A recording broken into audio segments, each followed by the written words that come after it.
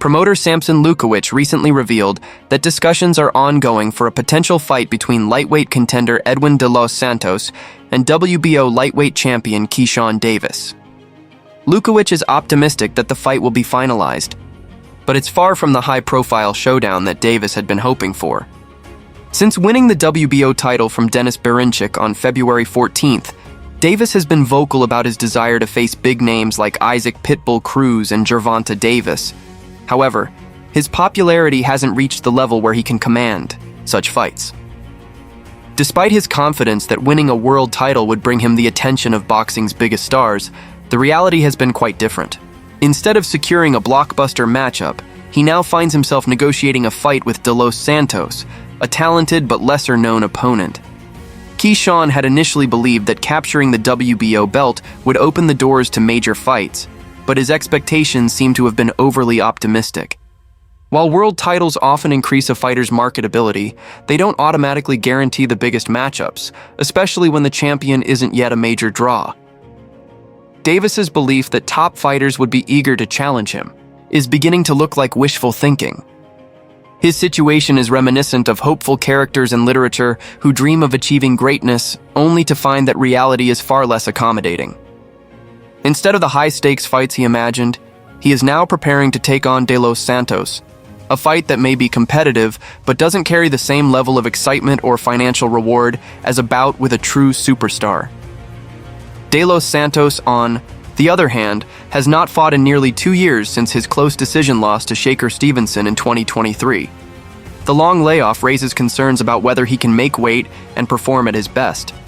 Fighters who spend extended periods outside the ring often struggle with conditioning and timing, and it remains to be seen if De Los Santos will be the same dangerous puncher he once was. If he were still active and delivering dominant performances, it is unlikely that Top Rank would have allowed Keyshawn to take this fight.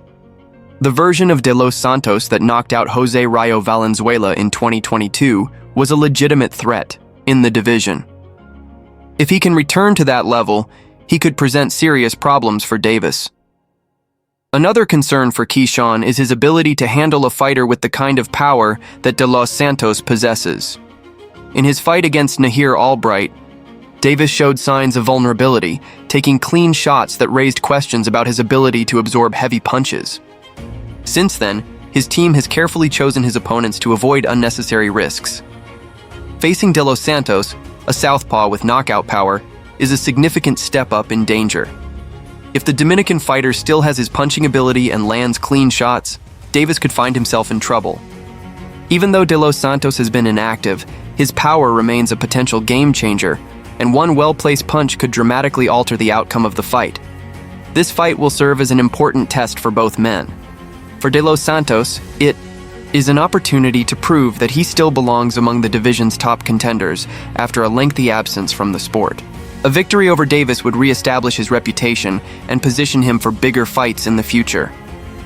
For Keyshawn, this is a chance to demonstrate that he can handle a dangerous puncher and answer lingering doubts about his durability. If he can win convincingly, it will strengthen his case for the big fights he craves. However, if he struggles or suffers a knockout loss, it could expose weaknesses that his critics have long suspected.